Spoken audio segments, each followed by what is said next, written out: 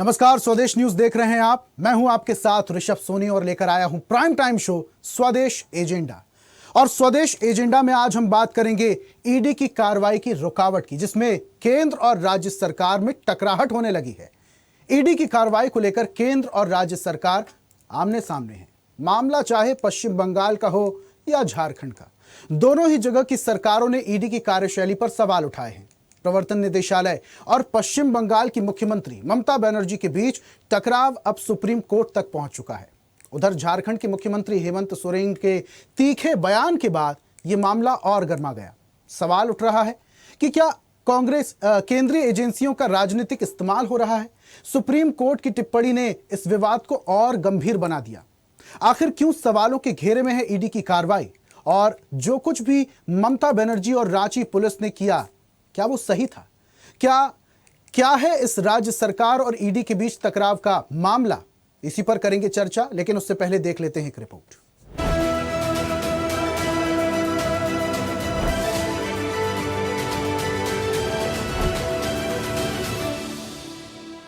पश्चिम बंगाल में ईडी के छापे का मामला शांत भी नहीं हुआ था कि रांची में प्रवर्तन निदेशालय के जोनल ऑफिस का मामला उस वक्त सुर्खियों में आ गया जब रांची पुलिस की एक टीम ईडी ऑफिस पहुंची और सीसीटीवी फुटेज जुटाए।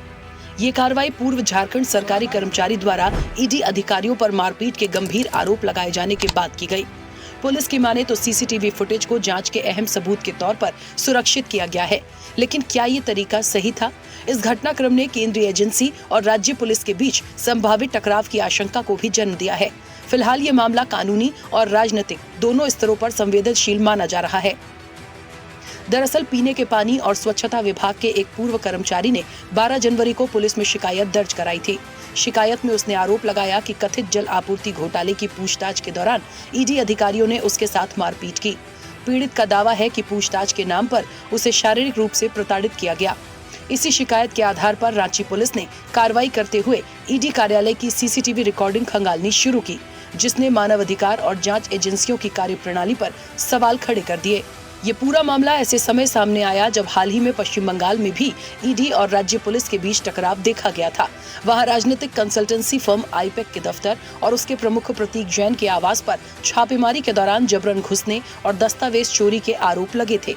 रांची की घटना को भी उसी कड़ी में देखा जा रहा है, जहां केंद्रीय एजेंसियों और राज्य प्रशासन के रिश्तों में तनाव बढ़ता दिख रहा है और राजनीतिक प्रतिक्रियाओं का बाजार गर्म है। झारखंड विधानसभा में नेता प्रतिपक्ष बाबूलाल मरांडी ने कार्रवाई को लेकर गंभीर सवाल खड़े किए हैं। उन्होंने आरोप लगाया कि ईडी दफ्तर में मुख्यमंत्री हेमंत सोरेन से जुड़े हजारों करोड़ रुपए के कथित भ्रष्टाचार मामलों के महत्वपूर्ण दस्तावेज मौजूद है और पुलिस कार्रवाई की आड़ में ईडी कार्यालय में मौजूद अहम सबूतों से छेड़छाड़ की कोशिश हो सकती है।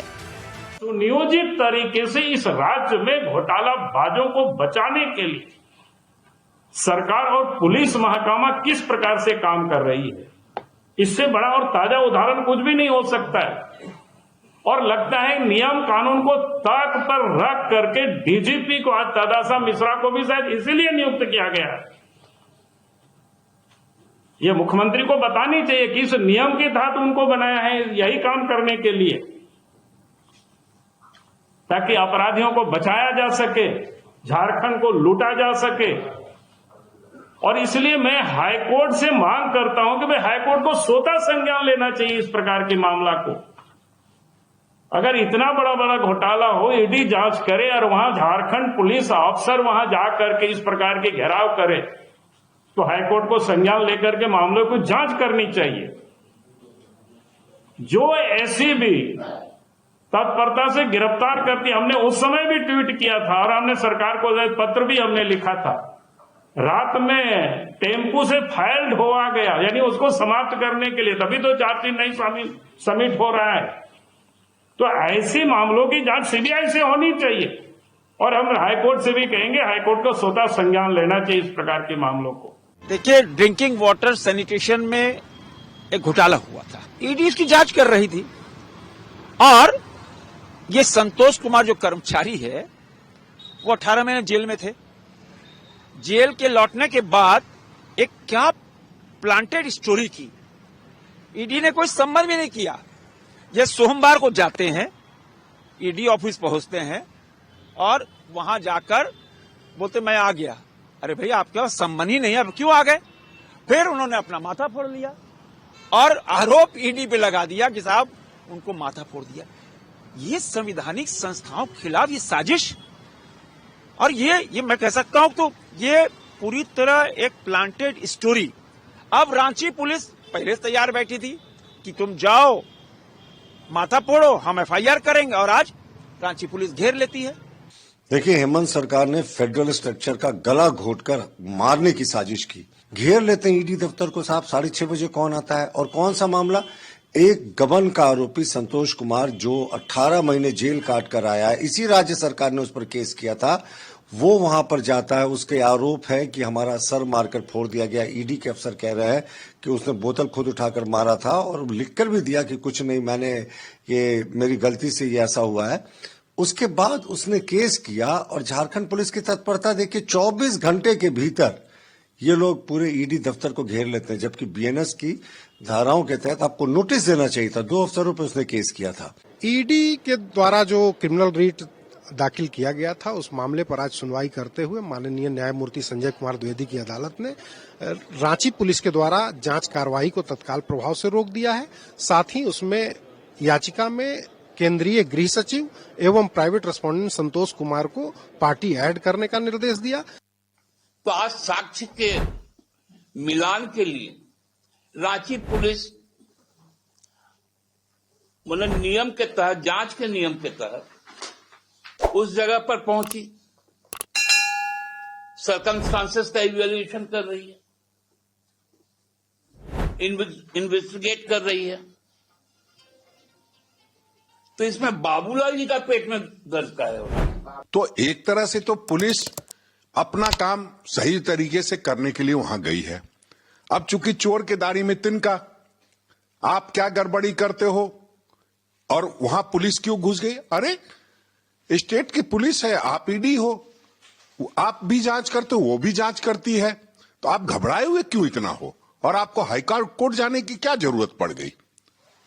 तो हमें लगता है कि कहीं ना कहीं जिस व्यक्ति ने आरोप लगाया है उसके आरोपों में दम है। आप मारपीट किसी से नहीं कर सकते।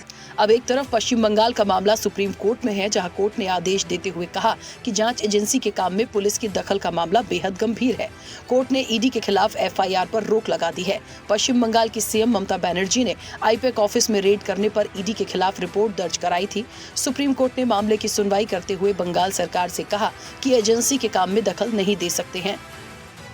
सुप्रीम कोर्ट ने पश्चिम बंगाल की सीएम ममता बनर्जी, राज्य सरकार, डीजीपी राजीव कुमार और अन्य को पिछले हफ्ते ही आईपैक में छापेमारी में कथित तौर पर बाधा डालने के मामले में ईडी की याचिकाओं पर नोटिस जारी किया है। ममता सरकार से 2 हफ्तों के भीतर जवाब मांगा गया है, जिसमें अगली सुनवाई 3 फरवरी 2026 को होगी। ईडी मामले में सुप्रीम कोर्ट की फटकार, सत्य की जीत एवं ममता की निर्ममता वाली भ्रष्टाचारी माफिया को संरक्षण देने वाली सरकार के लिए एक सुप्रीम थप्पड़ जैसा है। ममता सरकार संवैधानिक संस्थाओं के काम में खुलेआम दखल दे कानून व्यवस्था को हाशिए पर धकेल सिर्फ अराजकता फैलाने का काम कर रही है। देखिए, ये दबाव देने से दबाव हटेगा नहीं जी। जांच में किसी को क्यों घबराना? जांच तो मनोज तिवारी का भी हो सकता है। जांच से किसी को इस तरह नहीं घबराना चाहिए। अगर कोई जांच से घबराता है तो फिर समझिए कुछ दाल में काला है। Actually, without any preparation, they have started this process. And Honorable Chief Minister number of times said that you take time and you frame certain policies and then you start it. इधर ये पहली बार नहीं है जब मुख्यमंत्री हेमंत सोरेन और ED आमने सामने आए हों। जनवरी 2024 में सोरेन ने खुद वरिष्ठ ईडी अधिकारियों के खिलाफ SC/ST थाने में शिकायत दर्ज कराई थी। ये शिकायत दिल्ली स्थित उनके आवास पर मनी लॉन्ड्रिंग मामले में हुई छापेमारी से जुड़ी थी। उस वक्त भी ईडी की कार्रवाई पर सवाल उठे थे। हेमंत सोरेन ने आरोप लगाया था कि ईडी ने उन्हें और उनके पूरे समुदाय को बदनाम करने और परेशान करने के उद्देश्य से छापेमारी की। इस शिकायत ने ईडी और राज्य सरकार के बीच तनाव को और गहरा कर दिया था। दरअसल ईडी ने मुख्यमंत्री हेमंत सोरेन से झारखंड में जमीन के कथित अवैध हस्तांतरण और माफिया नेटवर्क से जुड़े एक बड़े रैकेट के सिलसिले में पूछताछ की थी। एजेंसी का दावा था कि वो जमीन घोटाला बेहद संगठित तरीके से अंजाम दिया गया। फिलहाल ये पूरा मामला अदालत में लंबित है और किसी भी पक्ष को अभी राहत नहीं मिली है। झारखंड के मुख्यमंत्री हेमंत सोरेन को हाईकोर्ट से बड़ा झटका लगा है। जस्टिस अनिल कुमार चौधरी की बेंच ने सीएम के खिलाफ एमपी एमएलए कोर्ट में चल रहे केस निरस्त करने की मांग वाली याचिका खारिज कर दी है। ये पूरा मामला रांची के चर्चित भूमि घोटाले में ईडी की ओर से जारी समन की अवहेलना के आरोप का है, जिसमें ईडी ने आरोप लगाया कि रांची के बड़गाई अंचल से जुड़े कथित जमीन घोटाले में पूछताछ के लिए हेमंत सोरेन को कई बार समन भेजे गए थे, लेकिन महज 2 समन पर ही सीएम हेमंत सोरेन व्यक्तिगत रूप से उपस्थित हुए थे, जो पीएमएलए की धारा 63 और आईपीसी की धारा 174 का उल्लंघन है। उधर सीएम सोरेन ने संज्ञान लेने की कार्रवाई को हाईकोर्ट में चुनौती दी थी। सीएम सोरेन ने कहा कि जिन समनों पर वो उपस्थित नहीं हुए थे, उनका लिखित जवाब उन्होंने ईडी को भेज दिया था। पुराने समन लैप्स होने के बाद नए समन पर उन्होंने हाजिरी दी थी और एजेंसी के निर्देशों का अनुपालन किया था। फिर भी ईडी ने दुर्भावना से प्रेरित होकर अनावश्यक रूप से बार-बार समन भेजे। बहरहाल रांची पुलिस की ताजा कार्रवाई, ईडी के आरोप प्रत्यारोप और राजनीतिक बयानबाजी ने माहौल को और गर्मा दिया है। आने वाले दिनों में ये मामला कानूनी लड़ाई के साथ साथ बड़े राजनीतिक टकराव का रूप ले सकता है। इस मामले में सुप्रीम कोर्ट ने दखल देने से मना कर दिया है और हाईकोर्ट को संबंधित दिशा निर्देश दिए हैं। ऐसे में राज्य सरकारों और केंद्रीय एजेंसियों के बीच बढ़ता विवाद का पटाक्षेप कब होगा और आरोप प्रत्यारोप से निकलकर कोर्ट इस पर क्या संज्ञान लेगा, ये देखने वाली बात होगी। चैनल हेड आरपी श्रीवास्तव के साथ एग्जीक्यूटिव एडिटर राखी वर्मा की रिपोर्ट।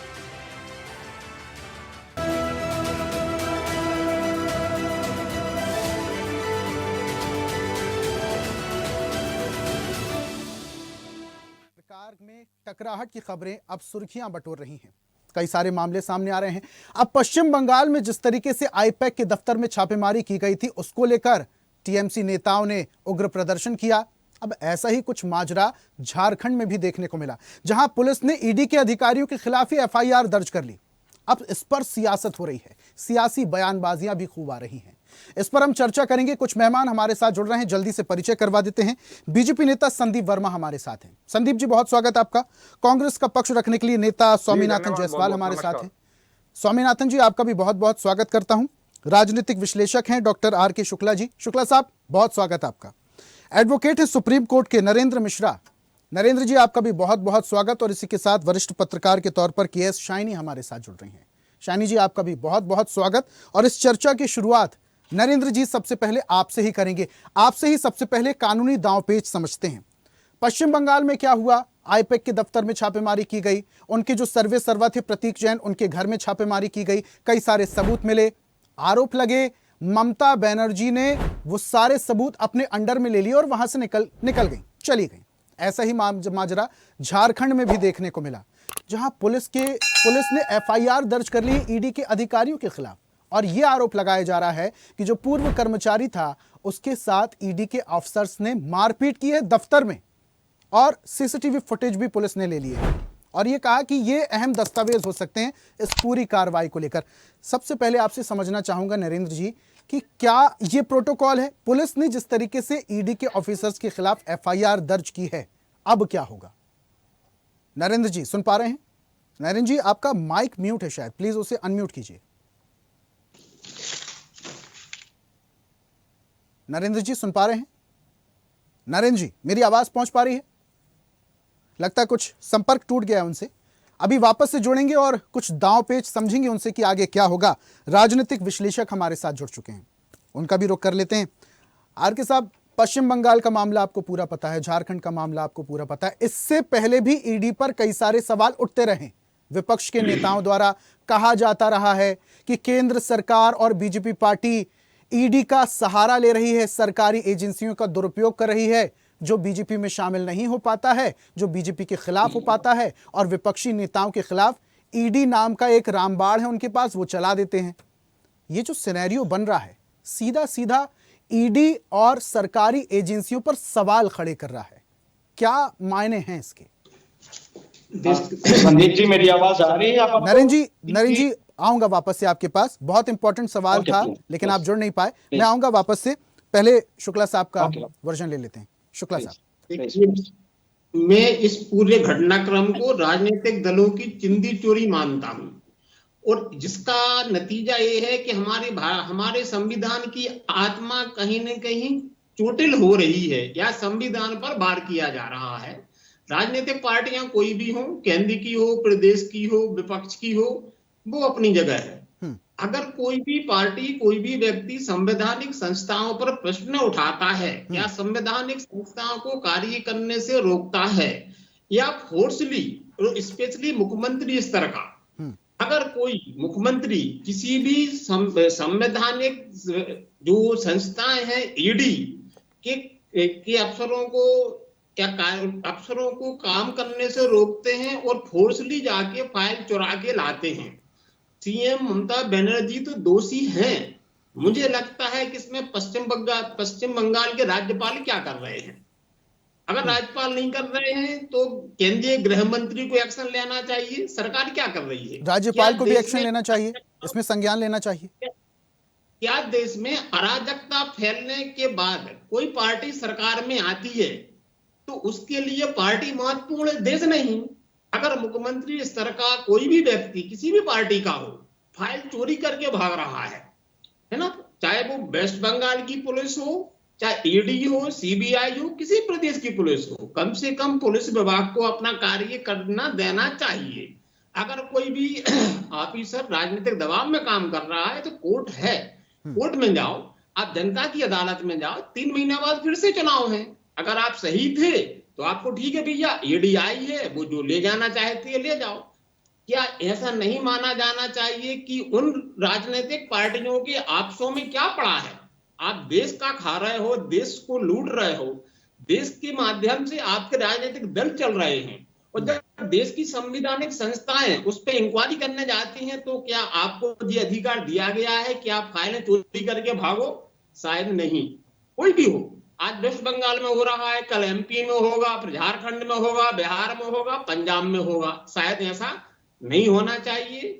मेरा मानना है ममता बनर्जी जी की वही दशा होने वाली है जो अरविंद केजरीवाल जी की दिल्ली में हुई है, क्योंकि जनता सब समझती है। अगर हमारे अंदर कोई हमने गुनाह नहीं किया है, चोरी नहीं की, अपराध नहीं किया है, तो आने दो ना संस्थाओं को, चेक करेंगे, चेक करके चले जाएंगे। आप बोल रहे हैं कि जनता सब समझती है, लेकिन जनता बाकी चीजें भी समझती है। सिक्के के 2 पहलू होते हैं, दूसरे पहलू को भी जनता बखूबी समझती है। यह भी कहा जा रहा है कि जो सबूतों की बात हो रही है, और अगर ईडी के हाथ वो सबूत हैं तो सबूतों से छेड़छाड़ भी हो सकता है। बहुत बड़ी बात नहीं है, कोई रॉकेट साइंस नहीं है सबूतों के साथ छेड़छाड़ करना। और अब चूंकि टीएमसी तो यहां पर फूक फूक का कदम रखेगी, क्योंकि कुछ समय बाद विधानसभा चुनाव। देखिए, आईटी का जमाना है, अगर सबूत है, छेड़छाड़ करना आसान नहीं है। एक ही कापी नहीं बनती है, 10-10 कापियां बनती हैं। अगर ईडी कोई कापी उठा के ले भी गई है, मूल कापी ले गई है, तब भी उसकी फोटो कापियां कराई जा सकती हैं। तो आज के समय में ये कहना तो मुझे लगता है फिर तो ममता बनर्जी, अगर ममता बनर्जी सॉफ्ट कॉपी ले भी गई हैं तो कहीं ना कहीं से ईडी सबूत जुटा ही लेगी, डेटा ले ही लेगी, निश्चित ले लेगी। मैंने पहले ही कहा है कि लोकतांत्रिक सरकारों में ऐसा नहीं होना चाहिए। अगर एजेंसियां कर रही हैं, केंद्र की हो चाहे राज्य की हो, तो भी गलत है। चलिए, लेकिन ठीक है शुक्ला साहब, आऊंगा वापस से।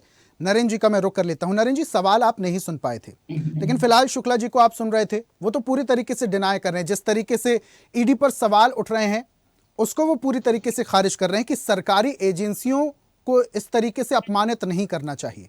सर, मैं आपसे समझना चाहूंगा, पश्चिम बंगाल में जिस तरीके से कहा जा रहा है ममता बनर्जी सबूत लेकर चली गई, अपने काफिले के साथ आई, झारखंड में भी कुछ इस तरीके का ही हुआ। पुलिस ने ईडी के खिलाफ, ईडी के अधिकारियों के खिलाफ एफआईआर दर्ज कर ली है। क्या होगा इसके बाद? एफआईआर तो दर्ज हो गई है, लेकिन सबूतों की बात कही जा रही है। कहा जा रहा है कि जो पूर्व कर्मचारी था उसके साथ ईडी दफ्तर में मारपीट हुई, और जो वीडियो, जो सीसीटीवी फुटेज पुलिस लेके गई है, ये अहम सबूत हो सकते हैं ईडी के खिलाफ। मैं आपसे 2-3 बड़े इंपॉर्टेंट बात को बोलना चाहता हूँ। पहली बात कि 2014 से लेके 2025 तक टिल 2 डेज 6,312 मनी लॉन्ड्रिंग की ईडी ने केसेस फाइल किया। पॉइंट नंबर 1, ठीक है। Point number 2, till 2 days 6,312 cases file हुए, एफआईआर हुए हैं। Very important point. Second is there, till 2 days आज तक में इन्होंने 1805 ऑफिशियल डेटा की बात कर रहा हूं, because I am already contesting the lot of ED cases, hence I am saying here the lot of cases statistical point. तो ये 1805 यानी 1805 की चार्जशीट फाइल हो पाई है। ठीक, सेकंड, थर्ड, अब ट्रायल की बात कर रहा हूं। अभी ट्रायल जो चल रहा है अभी केसेस पर, लगभग में मान के चलना कि इनका 3939 के आसपास में, अप्रोक्सीमेट 4000 के आसपास में ट्रायल शुरू होने वाला है। ध्यान रखना, ये ऑफिशियल डेटा की बात कर रहा हूँ। आप नेट में डाल के अब जो ईडी की साइट है उसको देख ले। अब यहाँ पर सवाल ये आता है कि जहां जहां चुनाव होता है वहीं वहीं ईडी पहले पहुंच जाती है। पहले जो अपोजिट पार्टीज है उनका इन्वायरमेंट को चेंज करती है, फिर उसके ऊपर एलिगेशन लगाती है, फिर सरकार तरह तरह के आरोप तैयार करती है। यदि ईडी की प्रोसीडिंग इतने लिंगरान है और इसके साथ में यदि कोई भी व्यक्ति भाजपा पार्टी में जाके शामिल हो जाता है तो इसकी ईडी की कार्रवाई वहीं खत्म भी हो जाती है। तो ये आप सारे दो बायस नहीं हो सकते, इक्वलिटीज बिफोर लॉ होना चाहिए। देखिए, भारत देश में जो जजमेंट आया था 1976 में, बड़ा इंपॉर्टेंट जजमेंट था, आप सबको याद होगा, मीडिया वाले हैं, उसमें पर आया था Maneka Gandhi versus Union of India. उसमें बोला गया था कि भारत देश के 3 जजमेंट जो हैं वो ट्रायंगुलर्स के लिए बोले जाएंगे या गोल्डन अपॉर्चुनिटीज बोली जाएगी। पहला था equality before the law, article 14, सबके लिए नियम कानून बराबर होने चाहिए। तो कोई व्यक्ति अभी दूसरी पार्टी में है, भाजपा में चला जाता है तो उसके कैसे खत्म हो गए? Where is the equality before the law? There is no any kind of judgment to followed by the any court or any agencies, any investigation agencies, any lodging agencies. Where is agencies? First point part का। Second इसके बाद में बोलना चाहता हूं, इसी का सब पार्ट, उसी में लिखा था आर्टिकल 19, जिसमें स्पष्ट तरीके से बोला गया है कि हम कहीं भी मतलब फ्री तरीके से मूविंग कर सकते हैं, कुछ भी कर सकते हैं। इसी के साथ में आर्टिकल 21 का भी वायलेशन है, जिसमें किसी भी व्यक्ति की दैहिक स्वतंत्रता दी गई। कहां दैहिक स्वतंत्रता है आपकी? फिजिकल आपको पूरा दिया गया है कि आप किसी भी चीज को कंटेस्ट कर सकते हैं। हम लोग बहुत सारे बड़े बड़े केसेस लग रहे, 5-5 साल हो गया, एफआईआर हुआ है, चार्जशीट नहीं फाइल हुई है। This is very important ground of the bail. Bail नहीं मिल रही है। हम लोग बड़े बड़े केसेस फाइल करके देख रहे हैं, कोर्ट ऐसी बातें कर देती है कई बार कि हम लोगों को भी बड़ा लगता है कि हम लोग मतलब क्या जुडिशियरी सिस्टम में कहीं ना कहीं दिक्कत होती है, हम लोगों को भी मतलब फेस करना पड़ता है चीजें। नरेंद्र जी, व्हाट डू यू मीन कि क्या ईडी को एक वॉशिंग मशीन के तौर पर इस्तेमाल किया जा रहा है, जैसे विपक्ष के नेता कहते हैं? हमें ये कहने में, हमें इस स्टेटमेंट को कहने में कहीं कोई भी बुराई नहीं है कि ईडी की कार्रवाई वहां पर ज्यादा क्यों एक्टिव हो जाती है जहां पर अपोजिट पार्टी कंटेस्ट कर रही है। और भारत देश में जहां संवैधानिक व्यवस्था है, यदि विपक्ष आपका नहीं रहेगा तो भारत देश में कहीं भी या अपोजिट किसी भी गवर्नमेंट में नहीं रहेगी, नाम मात्र की रहेगी, तो आप देश को साफ सुथरे तरीके से नहीं चला सकते। ये समझा जाए, बड़ी इंपॉर्टेंट पॉइंट बात कर रहा हूं। तो क्या ये समझा जाए कि बाकी की जो स्टेट हैं जो कि नॉन बीजेपी गवर्नमेंट हैं, वहां पर भी इस तरीके की कार्रवाई हो सकती है? क्योंकि अभी आपको भी पता है 2026 में 5 स्टेट में चुनाव है, 2027 में 7 स्टेट में चुनाव। बिल्कुल, यही मैं आपसे कहना चाहता हूं। मैं ईडी का डीके शिव कुमार के केस सब लोग लड़ रहे थे, राउज एवेन्यू कोर्ट में दिल्ली में चलता था। अभी बहुत सारे केसेस में एक्विटल हो रहे हैं। हम लोग इसके साथ में इनका हेमंत सोरेन का केस बहुत सालों तक लड़ा, अभी भी चीजें कपिल सिब्बल से भी है साथ में, सब लोग बहुत सारे लड़ते रहते हैं। पर जो चीज जेन्युइन है, मैंने डेटा, ऑफिशियल डेटा की बात किया है, आप नेट में उठाइए पूरा ईडी का चार्जशीट कब तक का, 2014 से लेकर के क्या इसे संवैधानिक चोट माना जाए? अरे ये है अनऑफिशियल चीजें हैं, हम लोग कोर्ट में बोलते हैं इस चीज को। ईडी का आप परसेप्शन को चेक करिए, क्यों ऐसी कार्रवाइयां हो रही है, पहला पॉइंट। क्यों इतने सारे पेंडेंसी आ रही, दूसरा पॉइंट। क्यों अभी तक चार्जशीट नहीं फाइल, तीसरा पॉइंट। क्यों ये वॉइस होकर के ऐसी चीजें करते हैं, चौथा पॉइंट। पांचवा, यदि वही व्यक्ति भाजपा सरकार में जाके शामिल हो जाता है तो वो क्या उसके रीजन हो जाते हैं, सारे एलिगेशन खत्म हो जाते हैं। ये चाहे शुक्ला जी बोल रहे हो, चाहे हमारे जायसवाल जी बैठे हैं, चाहे हमारे बहन जी सैनी जी बैठे, सबकी बात मैं कर रहा हूँ। यदि ये कल घटना आपके साथ घटेगी और आपको अंदर कर दिया जाए, 5 साल चार्जशीट न फाइल की जाए, फिर आप मुझे बताना कितने नियम होते हैं। हम लोग रोज देखते हैं सुप्रीम कोर्ट में इस चीज को। ठीक है, ये बड़ी बात आप कह रहे हैं। घटना तब तक मानी जाती है, हम लास्ट कंक्लूड कर रहे हैं, तब तक मानी जाती है और आदमी तब तक अच्छा माना गया है जब तक उसके ऊपर घटना नहीं घट रही है। जब अपने ऊपर घटनाएं घटती हैं तब वास्तविकता पता चलती क्या फेस हो रही प्रॉब्लम। अब बड़े बड़े रोज वीडियो वायरल हो रहे हैं। हम लोग अभी कुलदीप सिंह सेंगर का केस लड़ रहे थे, अपोजिट काउंसिल थे, उसमें इतने सारे एलिगेशन आ रहे थे, मैं क्या बता दूं आपको। लड़की पीड़िता कुछ और कह रही, बयान कुछ और आ रहा है, ईडी सीबीआई कुछ और चार्जशीट में ले आके आ रही है। एक छोटा उदाहरण दिया हूं आपको, बहुत छोटा विषय उदाहरण दे रहा हूं। इन दोनों बातों में विरोधाभास है। ठीक है नरेंद्र जी, ठीक है नरेंद्र जी, आऊंगा, बाकी के मेहमान भी हैं, जरा उनका भी गंतव्य देख लेते हैं। संदीप जी, पूरी बात आप नरेंद्र जी की सुन रहे थे। नरेंद्र जी तो साफ बोल रहे हैं ईडी का इस्तेमाल किया जाता है। उन स्टेट में सबसे ज्यादा छापेमारी होती है, कार्रवाई होती है जहां पर आपकी सरकार नहीं है। छत्तीसगढ़ में आपकी सरकार है, लेकिन पीछे पड़े हुए हैं पूर्ववर्ती सरकार, जहां पर कांग्रेस की सरकार थी। भूपेश बघेल के बेटे के साथ क्या हुआ आपको पता है, सभी को पता है, बताने की जरूरत नहीं है। लेकिन अभी फिलहाल पश्चिम बंगाल और झारखंड की बात कर लेते हैं। झारखंड में जिस तरीके से पुलिस ने ईडी के ऑफिसर्स के खिलाफ एफआईआर दर्ज की है, पुलिस कह रही है कि जो हमने सीसीटीवी फुटेज लिए हैं वो एक अहम सबूत हैं कि पूर्व कर्मचारी के साथ मारपीट की गई है। तो अगर पुलिस के पास सबूत हैं तो इतना हो हल्ला किस बात का? आपके नेता कह रहे हैं कि ईडी को बदनाम करने की कोशिश की जा रही है, तमाम सारी बातें।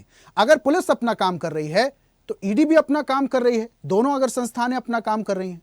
संदीप जी, सर आपका माइक म्यूट है, प्लीज अनम्यूट कीजिए। जी देखिए, ईडी इस देश की संस्था है और आज से नहीं है, 60-70 साल हो गए ईडी को, और वो लगातार अपनी कार्रवाई कर रही है। और ऐसे ही पुलिस, चाहे वो राज्य सरकार हो चाहे वो केंद्र की सरकार में हो, तो सब अपना अपना काम कर रहे हैं। मगर ये चीज बोल देना कि वो किसके दबाव में काम कर रहे हैं, मुझे तो इतना समझ नहीं आता कि किसी भी राज्य में पहले भी कार्रवाई हुई है, भारतीय जनता पार्टी की सरकार से ही पहले हुई है और अब भी हो रही है। मगर सीधा सीधा, जैसे कि अभी शुक्ला जी बोल रहे थे, तो मैं उनकी बात में एक चीज जोड़ूंगा। उन्होंने कहा कि फाइल चोरी करके ले गई। मैं कह रहा हूं चोरी नहीं, डकैती, सरेआम छीनी है फाइल और लेके चली गई है। तो ये चोरी नहीं है, ये डकैती है। दूसरी चीज, ऐसे संवैधानिक पद पर बैठे हुए एक मुख्यमंत्री, एक राज्य के मुख्यमंत्री ईडी की कार्रवाई में सीधा सीधा दखल देती हैं, छापे वाली जगह पर जाती हैं, हाई पैक में जो हो रही कार्रवाई उसमें व्यवधान डालती हैं। तो ये छोटी बात नहीं है। और आप यदि इस तरह का एग्जाम्पल सेट करेंगे तो अन्य राज्यों में क्या होगा? अन्य राज्यों में भी वही, जैसे अभी आप बता रहे झारखंड में, तो ये जो कार्रवाई। संदीप जी, राजनीतिक विश्लेषक आर के शुक्ला जी भी कह रहे हैं कोई बड़ी बात नहीं है, सबूतों की 2-3 कॉपी होती हैं और जाहिर सी बात है जो डिस्क लेके गए हैं, ममता बनर्जी की बात हो रही है, जो डिस्क लेके गए हैं, डॉक्यूमेंट लेके गए, सॉफ्ट कॉपी है। अब सॉफ्ट कॉपी की कॉपीज होना तो बहुत बड़ी मामूली सी बात है, तो ईडी के हाथ तो सबूत तो मिल ही जाएंगे। आप ये देखिए ना कि वो अपने राज्य में ईडी को घुसने नहीं देती। यदि वो कोई कार्रवाई करते हैं तो उसमें इस तरह का व्यवधान डालती हैं। और इससे पहले भी जब अभी सरकार पीछे बनी थी तो भी इन्होंने, क्या नाम है, सीबीआई के ऑफिस के बाहर बैठ गई थी। ये सबको सब जग जाहिर है। तो इस तरह का एक मुख्यमंत्री ऐसे संवैधानिक पद पर बैठे हुए इस तरह की यदि इस तरह की व्यवहार करेगा, इस तरह के हरकत करेगा, तो जाहिर है कि ये बहुत शर्मनाक बात है। और दूसरी बात ये कि आप, सिंपल सा सिस्टम है, आप भी एक राज्य में सरकार चला रहे हैं, तो यदि किसी पे कोई आरोप लगता है या कहीं भी किसी पे भी कोई आरोप लग सकता है तो उसका सीधा सीधा जवाब। इस देश में ये भी एक दुर्भाग्य की बात है कि कोई भी व्यक्ति किसी पे एक आरोप लगाता है तो सीधा सीधा उसकी या तो एनसीआर कटती है, उस पर एफआईआर दर्ज होती है, नहीं होती तो उसकी जांच होती है। तो यदि जांच हो रही है तो जांच में आपको सीधा सीधा साथ देना चाहिए। जो भी संस्था है वो, जांच की बात आप कर रहे हैं संदीप जी, आपके सांसद हैं मनोज तिवारी जी, वो तो अभी थोड़ी देर पहले कह रहे थे, सुनवाया हमने दर्शकों को, वो कह रहे हैं जांच किसी पर भी हो सकती है, मनोज तिवारी पर भी हो सकती है, मगर उसमें सहयोग देना चाहिए। यदि इस तरह का आप एग्जांपल सेट करोगे कि आप कोई भी संस्था है, लेकिन संदीप जी ऐसे में सवाल उठने लगेंगे किस बीजेपी नेता पर अभी तक ईडी की कार्रवाई हुई है? एक आध नाम बता दीजिए जरा हमारे दर्शकों को। देखिए, जिसपे कार्रवाई होनी है वो मेरा काम नहीं है या सरकार का काम नहीं है। ईडी जो पवित्र निदेशालय है उसका काम है, वो किस पे कार्रवाई करता है, किस पे नहीं करता है। अभी नरेंद्र जी, हमारे मिश्रा जी बता रहे थे कि कोर्ट में क्या क्या होता है, ये इन्हें पता है। वकील जो है अपने अपने सिस्टम से किस तरह चलाते हैं कोर्ट, ये सबको पता है। जज किस तरह के फैसले देते हैं, ये सबको। तो मेरा मानना ये है कि कौन क्या किसे चला रहा है। वो तो ये भी बता रहे हैं कि ईडी की कार्रवाई में किस तरीके का विरोधाभास होता है, डॉक्यूमेंट्स क्या होते हैं, बयानबाजी क्या होती है, ये भी वो बता रहे हैं। और वो तो कार्रवाई को ज्यादा बेहतर तरीके से, क्योंकि कोर्ट में जो कार्रवाई है वो तो ज्यादा एकदम करीब है उसके, तो वो ज्यादा बेहतर तरीके से बता सकते हैं। मेरा कहने का मतलब ये है, आप मुझे एक बोलिए जी, list of the 25 opposition leader of the India, various joined the BJP. Till today there is no ED investigation is going there.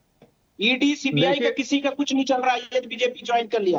पहला अजीत पवार एनसीपी 2023, दूसरा प्रफुल्ल पटेल 2023, तीसरा छगन भुजबल, अगला Hasan Mushrif, next Hemant Biswa Sharma, next point Ravinder Sharma Congress, Kripa Shankar list कितने की चाहिए? आप कितने चाहते हैं? हम 33 की लेके बैठे हैं। बीजेपी के नेता का नाम है क्या नरेंद्र जी?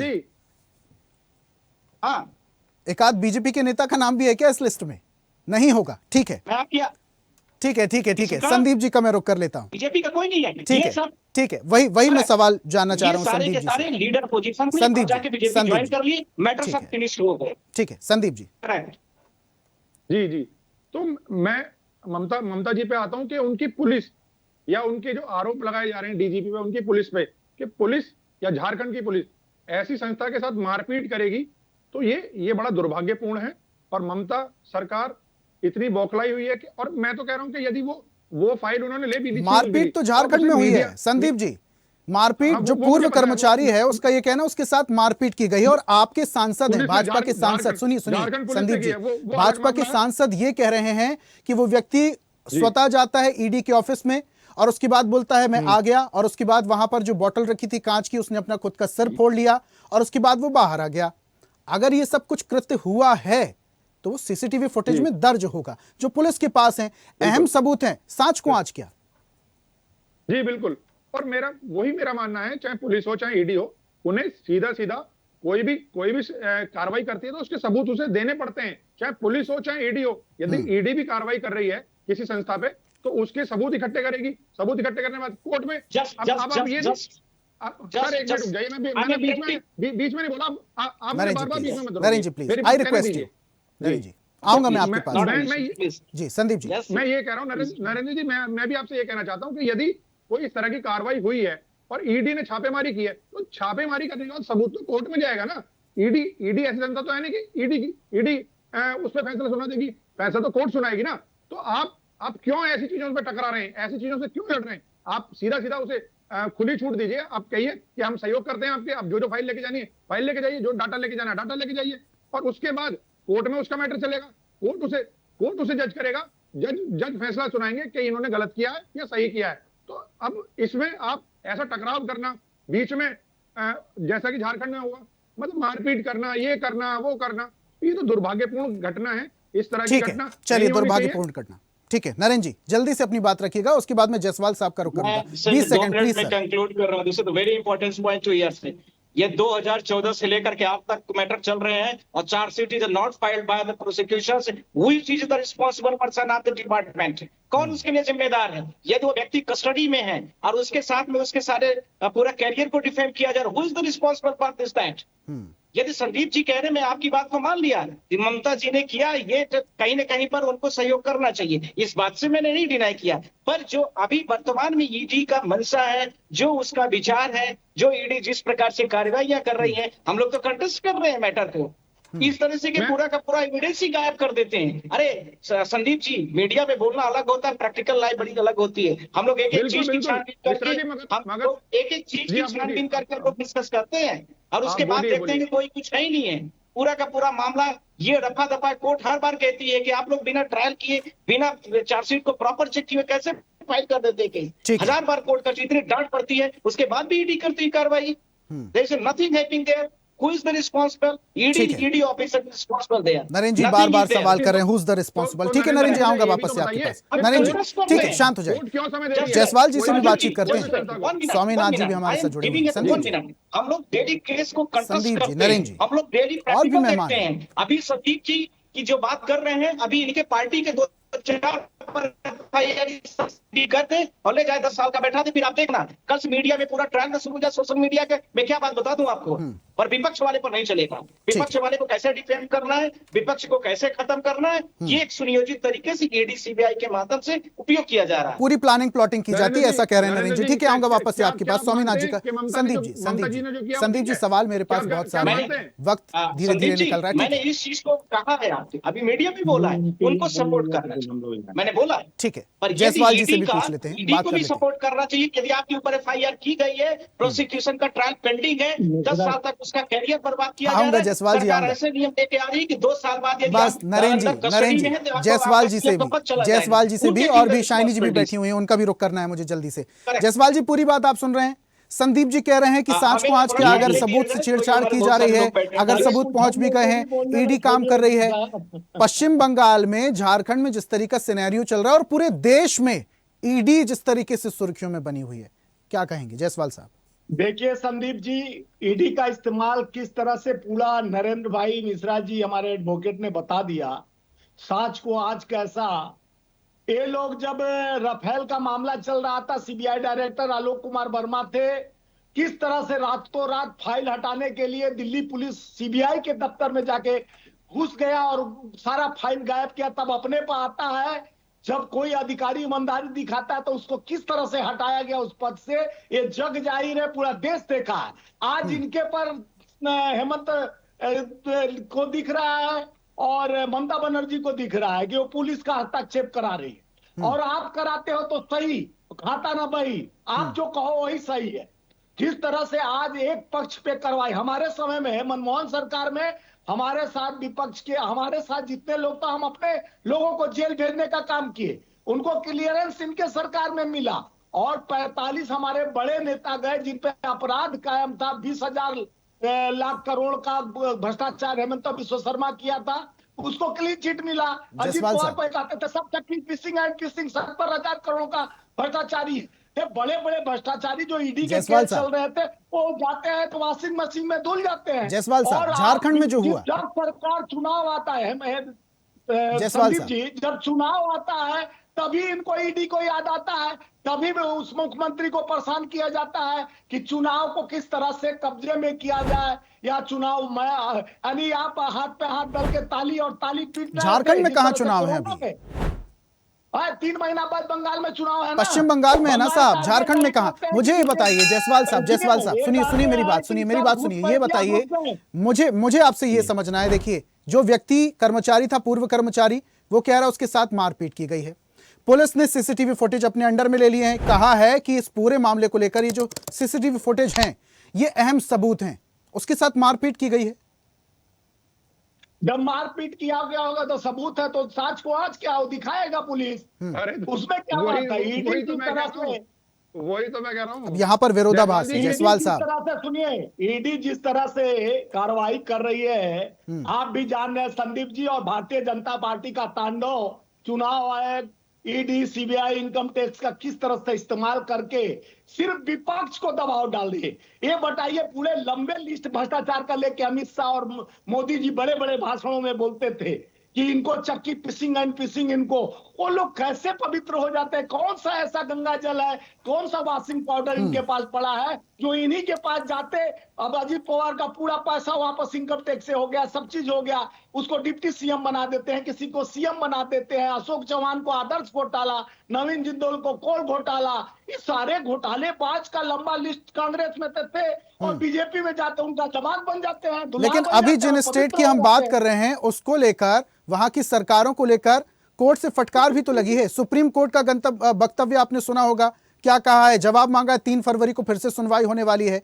झारखंड में भी देख लिए, एमपी एमएलए कोर्ट में जो याचिका लगाई गई थी उसको खारिज कर दिया गया। सुनिए संदीप जी, सुप्रीम कोर्ट को जवाब देंगी वो किस तरह से, जायसवाल साहब, मेरा नाम ऋषभ है। लोग किस तरह से, संदीप जी, किस तरह से सरकारों को और सत्ता को कब्जे में कर, और पहले इन लोग जिस तरह से जो काम कोई सत्ता का नहीं किया दुरुपयोग, ये वोट चोरी वाले सरकार जिस तरह से निरंतर दबाव में डालकर सत्ता का दुरुपयोग कर जिस तरह से देश के लोकतांत्रिक संविधान को कमजोर किया जा रहा है, लोकतंत्र पर प्रहार बार बार किया जा रहा है, इनके पास कानून पर कब्जा कर लिए हैं, लोकतांत्रिक संविधानों पर कब्जा कर लिए हैं, भ्रष्टाचारियों को खुले में घूमने का अधिकार है, जो अपराधी हैं वो घूम रहे हैं, जिस पे अपराध नहीं है उनका, जैसे वकील साहब बताया नरेंद्र मिश्रा जी कि चार्जशीट दाखिल हो गया, 1.5 साल 2 साल से चार्जशीट दाखिल नहीं हो रहा, लोग जेल में पड़े हुए हैं बिना वजह का, बाद में पता खुदा पहाड़ निकली चुहिया कुछ, उनके पर अपराध नहीं, तो विपक्ष पर अटैक किया जाता है। आ जाओ मेरे पार्टी में,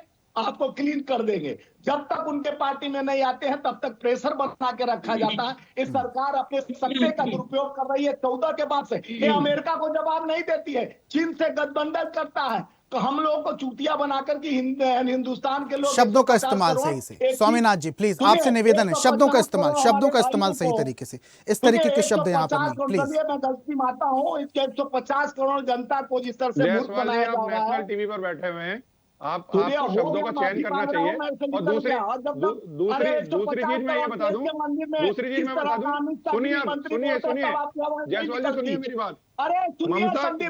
ममता बनर्जी ने किया क्या वहाँ? ममता बनर्जी ने अपनी ताकत का इस्तेमाल किया है।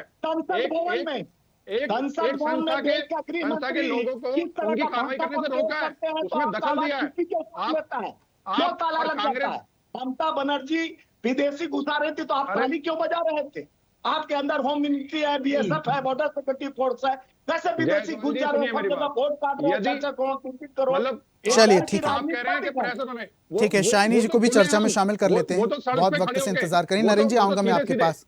शाइनी जी के पास मुझे पहले जाना होगा। संदीप जी, स्वामीनाथ जी, ठीक है, जायसवाल साहब और भी मेहमान हैं, उनसे भी समझ लेते हैं पूरा माजरा क्या है। वरिष्ठ पत्रकार के वक्तव्य बहुत ज्यादा जरूरी हैं, वो बेहतर तरीके से समझ पाती हैं राजनीतिक किस तरीके से एंगल जा रहे हैं। वरिष्ठ पत्रकार शाइनी जी, पूरी बातें आप सुन। नरेंद्र जी बहुत निवेदन के साथ, नरेंद्र जी मैं बहुत निवेदन के साथ मैं आऊंगा, आई प्रॉमिस। ठीक है, मैं आऊंगा। बहुत सारे लोग बैठे हैं ऑफिस में। हम एक चीज कहना चाहते हैं, संदीप जी बहुत सारी बातें कर रहे हैं, मैं व्यक्तिगत नहीं भाजपा पार्टी से बोल रहा हूँ, आपके माध्यम से बोल रहा हूँ। जितने बीजेपी में लोग ज्वाइन करके गए हैं, if you are following the law, if you are following the natural justice, if you are following the constitution, उनको प्रोसिक्यूट करिए ना। बात खत्म हो गई, हम नहीं बात करेंगे इसमें। हम आपसे बात नरेंद्र जी बस शाइनी जी तमाम मेहमानों की बातें आपने सुनी। राजनीतिक विश्लेषक कह रहे हैं कि ईडी अगर कार्रवाई कर रही है तो सहयोग करना चाहिए। नरेंद्र जी कह रहे हैं कि ईडी वहीं कार्यवाही क्यों करती है जहां पर बीजेपी की सरकारें नहीं है, बाकी पॉलिटिकल एंगल से दबाव बनाने की कोशिश की जाती है। संदीप जी को भी आपने सुना, जायसवाल साहब भी आप सुन रहे थे। नरेंद्र जी प्लीज, नरेंद्र जी बस, आपने पूरी बातें सुनी। शाइनी जी पूरी बात आपने सुनी। ईडी की जो कार्रवाई है उसकी स्वतंत्रता, उसकी निष्पक्षता क्या खतरे में है?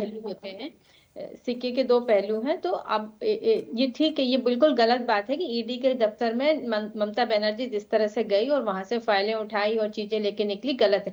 लेकिन वहीं पे मैं एक और चीज बात ये कहूंगी कि जैसे आईपैक के दफ्तर में पहली बात तो समय की है, ये चुनाव के एकदम पहले क्यों ईडी वहां पे दफ्तर में जाके इस तरह के छापेमारी पहले भी कर सकते थे, लेकिन सिर्फ चुनाव के पहले करना ये एक तरह से डाउट क्रिएट करता है कि क्यों किया जा रहा है। दूसरी बात यह है कि ममता बनर्जी का अपना एक मौलिक अधिकार है, हमारे कॉन्स्टिट्यूशन में मौलिक अधिकार है कि वो अपने जो संपत्ति है या चीजें हैं उसकी रक्षा वो स्वयं कर सकती हैं।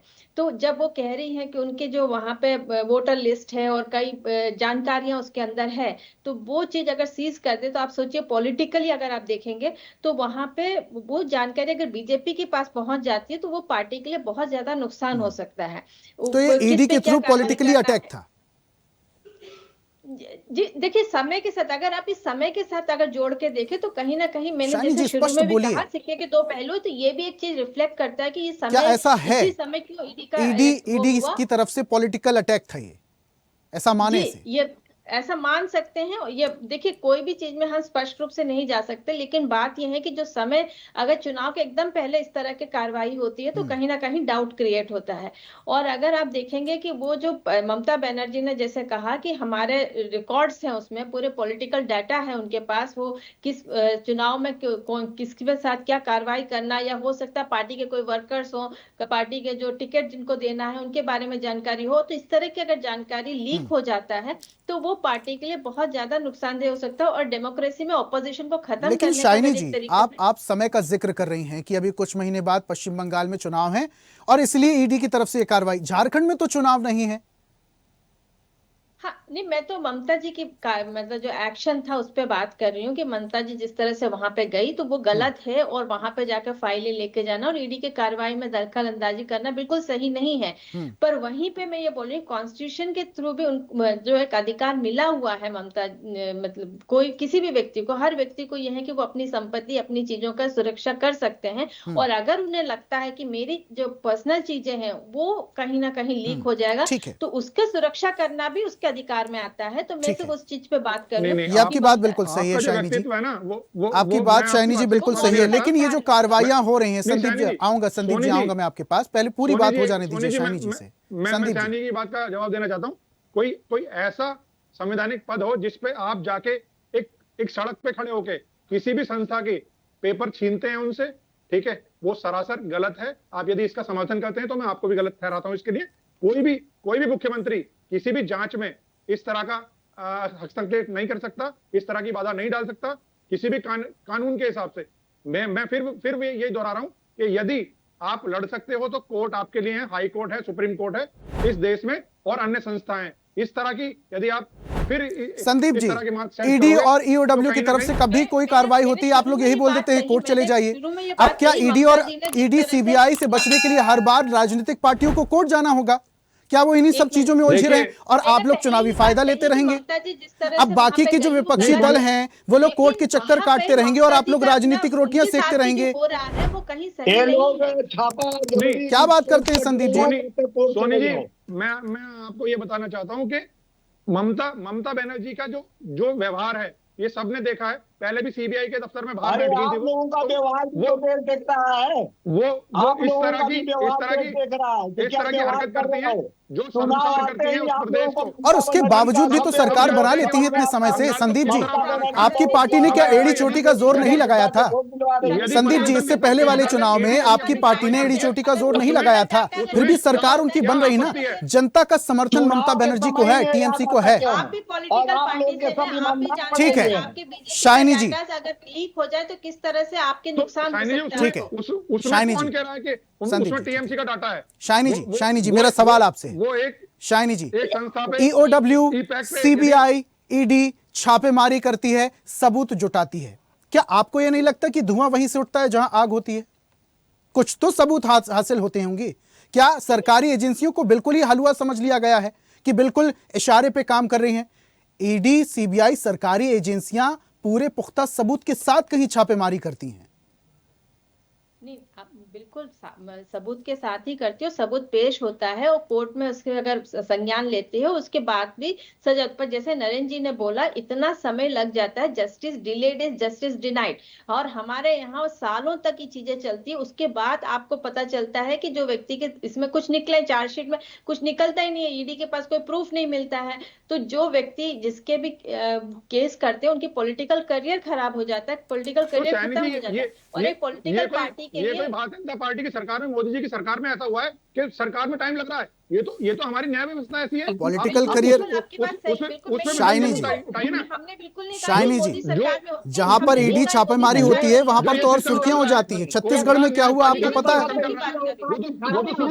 चेतन बघेल तो काफी समय तक लाइमलाइट में रहे। शाइनी जी, ये गलती भारतीय जनता पार्टी की तो है नहीं, ना ईडी की। एक एक करके जनता पार्टी का संदीप जी, निवेदन एक एक करके पहले सुनते हैं। मैं वही कह रहा हूँ कि भारत में न्याय व्यवस्था जो है, सोनी जी, ऋषभ जी, मैं यही कह रहा हूँ कि न्याय व्यवस्था ऐसी है जब कोई इस तरह का कार्य या तो हमारे लेकिन आप पर भरोसा नहीं ना है। जिस तरह से ईडी, सीबीआई, इनकम टैक्स चुनाव आयोग को आप हथकंडा बना के जिस तरह से विपक्ष को डरा रहे हो, क्या चाहते हो कि ईडी अपने घर पे बैठ जाए, अपने दफ्तर में बैठ जाए, वो कोई काम ना करे? कभी आप चुनाव का मुद्दा उठाते हो, कभी आप विपक्ष में, अरे जिस ईडी स्वतंत्र है वो जिस पे जाके छापे मारे, चाहे भाजपा के पे मारे, चाहे सपा के मारे, चाहे कांग्रेस में मारे। संदीप जी, सबसे बड़ा सवाल फिर यही उठता है कि ईडी अगर स्वतंत्र है तो ईडी को सिर्फ विपक्ष के नेता, विपक्षी पार्टियां ही क्यों दिखती हैं? ये जो आपकी सोच है यही कांग्रेस को बन रही है। आप लोगों की सोच तो नहीं खत्म पर ध्यान सीबीआई दफ्तर में क्यों गई थी? राफेल के मामले में सीबीआई दफ्तर में दिल्ली पुलिस जाके रातों रात फाइल हटा ली। आलोक कुमार वर्मा जी सीबीआई डायरेक्टर थे, दिल्ली पुलिस जाके कब्जा कर ली। कुछ समय आपके मुझे तो ये समझ नहीं आता, आप लोग को समझनी चाहिए कि अपने पद को किस तरह से इस्तेमाल करते हो अपने सत्ता का। अलग कहाँ से बात है? अरे आप राफेल पे डिबेट कर लीजिए ना, अलग अलग बात होती है। आप लोगों जब अभी बात हो रही है ईडी की और ममता की और अभी बात हो रही है सुरेंद्र की, तो आप उसमें बात करिए ना। विपक्ष का मैं आपको राफेल में बहुत सारे जवाब दे सकता हूँ और आपको इतने जवाब दे दूंगा आप संभाल नहीं पाओगे। इतने जवाब दे दूंगा क्योंकि भारतीय जनता पार्टी की सरकार मोदी। चलिए, समय मेरे पास कम है। जिस तरह मजबूत संदीप जी, किया है इस देश को, ठीक है, समय मेरे पास कम है। शाइनी जी जल्दी से अपनी बात रखिए। करते हो, पूरा देश समझ गया आप लोगों के। जसवाल साहब, संजय जी, जैसे आपने शाइनी जी, हमारी जुडिशरी जो है वो सिस्टम में ही इतना स्लो है, इसलिए ये होता है। तो उस चीज का फायदा तो पॉलिटिकल पार्टीज भी ले रही है ना। तो अगर आपको मालूम है कि किसी चीज में केस कर लेंगे उसमें 2 साल लगेगा, 4 साल लगेगा, शाइनी जी संविधान को खतरा है। अगर यही चलता रहा, इसी तरीके से सरकारी एजेंसियों पर सवाल उठते रहे, संविधान खतरे में है। शाइनी जी, लंबे वो चल रहे हैं, लंबी तारीखें लग रही है। ठीक है संदीप जी, फैसला 1 साल में सुनाइए, ठीक है शाइनी जी, 1 महीने में सुनाइए, बात खत्म। तो ये कमी किसी सरकार की नहीं है, ये न्याय व्यवस्था जो हमारी चली आ रही है, जो सालों साल से चली आ रही है, चलिए यही इसमें सुधार होना चाहिए। शुक्ला साहब कुछ कहना चाह रहे थे, आखिरी कमेंट में ले लेता हूं। शुक्ला साहब, संवैधानिक खतरा बढ़ जाएगा अगर इसी तरीके से सरकारी एजेंसियों पर सवाल उठते रहे तो? नहीं, ऐसा नहीं है। आप ध्यान दीजिएगा, आज हमारे जितने भी विद्वान प्रवक्ता थे, वो राजनीतिक हो, पत्रकार हो, वकील हो, वो सब अपनी जगह है। मेरा ये कहने का मतलब था कि सर्वोच्च स्थान पर देश को रखा जाना चाहिए। अगर इस प्रकार के ममता बनर्जी जैसे कार्य करने से देश में संवैधानिक संकट उत्पन्न हो जाएगा, जो नहीं होना चाहिए। यही सुप्रीम कोर्ट ने भी बोला है कि वेस्ट बंगाल पुलिस ईडी पर एफआईआर नहीं दर्ज करेगी। आप क्या चाहते हैं? और जो हमारे देश के 4 राज्य हैं वो संवेदनशील हैं, वहां के मुख्यमंत्रियों की जवाबदेही दूसरों की अपेक्षा कहीं ज्यादा है। राजनीति अपनी जगह है, आप आते जाते रहना, आप लड़ते रहे, कौन जीते कौन हारे, ये आपका अपना व्यक्तिगत मामला हो सकता है। मैं देश के अकॉर्डिंग व्यापक परिप्रेक्ष्य में बात कर रहा था। वकील साहब चले गए, मुझे उनसे 2 प्रश्न करने थे, वो वेरी इंपॉर्टेंट थे। लॉ अपनी जगह है, सुप्रीम कोर्ट, न्याय व्यवस्था भी संवैधानिक व्यवस्था है, किसी प्रकार से ईडी भी संवैधानिक व्यवस्था है। आप कोई और ऐसा नहीं, वेस्ट बंगाल पुलिस भी संवैधानिक व्यवस्था है। इन सबको अपना अपना कार्य करते रहना चाहिए, नेता महत्वपूर्ण नहीं है। तो यही तो हो रहा है। झारखंड में पुलिस ने अगर एफआईआर दर्ज कर ली तो पुलिस अपना काम भी कर रही है साहब, फिर पुलिस पर सवाल उठने लगे, फिर ये कहा जा रहा है झारखंड सरकार के दबाव में पुलिस काम कर रही है। सोनी जी, शुक्ला जी बिल्कुल ठीक कह रहे हैं, वो अपना काम करिए, मगर इसका फैसला कौन करेगा सोनी जी? ना तो आप करेंगे, बिल्कुल ना वर्मा जी करेंगे। ये इसका जो फैसला है वो तो कोर्ट करेगी। तो बिल्कुल शुक्ला जी के बात से मैं सहमत हूँ कि कोई भी संस्था अपना काम कर रही है, मगर उसका फैसला जो है वो हमारे संवैधानिक एक सिस्टम है, वो है न्यायपालिका। ठीक है, न्यायपालिका में अब ईडी की कार्रवाई में रुकावट को लेकर जो सियासी टकराहट बढ़ रही है, इसका क्या असर होगा? शाइनी जी माफ कीजिएगा, समय मुझे इजाजत नहीं देता आगे बढ़ने की। अब माफ कीजिएगा शाइनी जी, बहुत शुक्रिया तमाम मेहमानों का हमारे साथ जुड़ने के लिए, चर्चा में शामिल होने के लिए। आज बात कर रहे थे ईडी की कार्रवाई में हो रही रुकावट की। रुकावट अगर हो रही है तो सियासत भी हो रही है, सियासी दांवपेच खेले जा रहे हैं, सियासी बयानबाजियां भी आ रही हैं। अब लेकिन झारखंड में जिस तरीके से पुलिस ने ईडी के कर्मचारियों पर एफआईआर दर्ज कर ली है, इसका असर क्या होगा? पश्चिम बंगाल में ममता बनर्जी अपने साथ सबूत लेकर चली गई, उसका असर चुनाव में विधानसभा में क्या होगा, यह आने वाला वक्त बताएगा। आज की खास पेशकश में फिलहाल इतना ही। देखते रहिए स्वदेश न्यूज, सबसे पहले देश। और ऐसी ही ताजा खबरों के लिए लाइक, फॉलो और यूट्यूब पर सब्सक्राइब कर बेल आइकन जरूर दबाइए और हर अपडेट के लिए विजिट कीजिए स्वदेशलाइव.com।